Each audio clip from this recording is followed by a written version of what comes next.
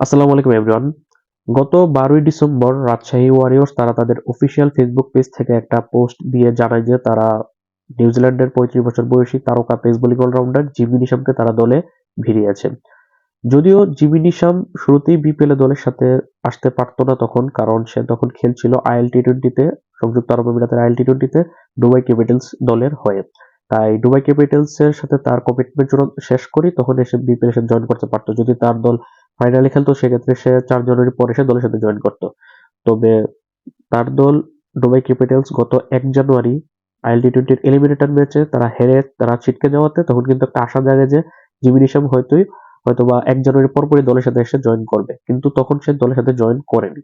যদিও বিপিএল এর পরিবর্তিত সূচিতে গত 1 জানুয়ারি রাজশাহী ওয়ারিয়র্সের চতুর্থ ম্যাচের পর তাদের পঞ্চম ম্যাচটি অনুষ্ঠিত হওয়ার কথা ছিল গত 8 জানুয়ারি, অর্থাৎ এক সপ্তাহের একটা লম্বা বিরতি ছিল। সেই বিরতির জন্য ধারণা করা হচ্ছিল যে হয়তোবা জিমি নিশাম পরবর্তীতে দলের সাথে এসে জয়েন করবে ম্যাচের আগে। কিন্তু দীর্ঘ 6 দিন পেরিয়ে গেলেও গত 7 জানুয়ারির মধ্যেও যখন জিমি নিশাম দলের সাথে জয়েন করেনি, অন্যদিকে শায়েব ফারহান এবং নওয়াজের বিকল্প হিসেবে রায়ন বাল এবং মোহাম্মদ ওয়াসিম দলের সাথে জয়েন করে ফেলেছে।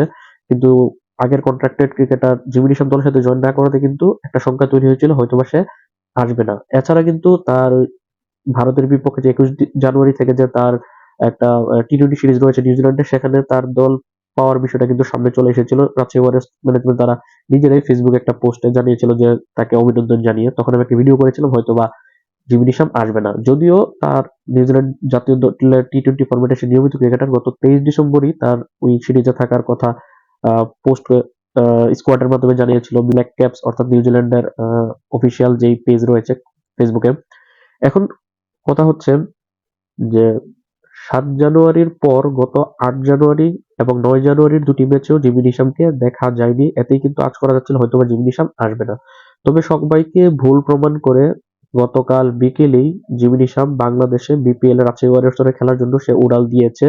এটা সামাজিক যোগাযোগ মাধ্যম ইনস্টাগ্রামে সে একটা স্টোরির মাধ্যমে বিপিএল এ আসার বিষয়টা নিজেই সে নিশ্চিত করেছে। এতে কিন্তু সকল শঙ্কা কেটে গিয়েছে। যদিও জিমি নিশামকে পুরো আসর পাওয়া যাবে না, কারণ আগামী 21 জানুয়ারি থেকে ভারতের বিপক্ষে ভারতে তাদের 5 ম্যাচে টি-20 সিরিজ রয়েছে নিউজিল্যান্ডের, তার আগে তাকে চলে যেতে হবে। তার আগে যে কয়টা ম্যাচ খেলতে পারে জিমি নিশাম, যেহেতু বিপিএল এর লিগ পর্বের ম্যাচগুলো 17 জানুয়ারি শেষ হয়ে যাবে, এতে করে লিগ পর্বের বাকি 4টি ম্যাচে জিমি নিশামকে এখন দেখা যাবে রাজশাহী ওয়ারিয়র্সের জার্সিতে।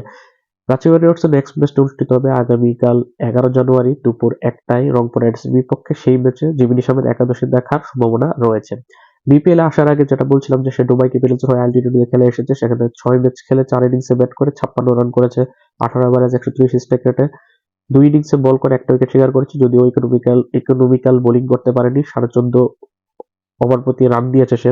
তার আগে সে নেপাল প্রিমিয়ার লিগে খেলে এসেছে পোখরা অ্যাভেঞ্জার্স এর হয়ে। বিপিএল এ যদিও জিমি নিশামের আসাটা প্রথমবার না, গত বিপিএল এসেছিল ফরচুন বরিশালে খেলতে, যদিও মাঠে নামা হয়নি। তবে বিপিএল এর তার ডেবু হয়েছিল 2024 বিপিএল এর রংপুর রাইডার্সের জার্সিতে, যেখানে সে 7 ম্যাচ খেলে 3টাতে নট আউট থেকে 291 রান করেছিল, 72 এভারেজ 167 স্ট্রাইক রেটে, বল হাতে আবার 4টা উইকেটও শিকার করেছিল 9.93 ইকোনমি রেটে। দেখার বিষয় বিপিএল এ রাজশাহী ওয়ারিয়র্স এর হয়ে যে লিগ পর্বের যে বাকি ম্যাচগুলো আছে সেই ম্যাচগুলোতে কিরকম পারফরমেন্স করে জিমি নিশাম, এবং শেষ পর্যন্ত রাজশাহী ওয়ারিয়র্স এর ভক্তদের সেই আশাটা পূর্ণ হচ্ছে। রাজশাহী ওয়ারিয়র্স এর জার্সিতে ফাইনালি খেলতে আসছে জিমি নিশাম, যদিও আরো আগে আসলে হয়তোবা সবশেষ 8 তারিখ এবং 9 তারিখের দুটি ম্যাচে খেলতে পারতো, যেখানে রাজশাহী ওয়ারিয়র্স একটাতে জিতেছে এবং একটাতে হেরেছে।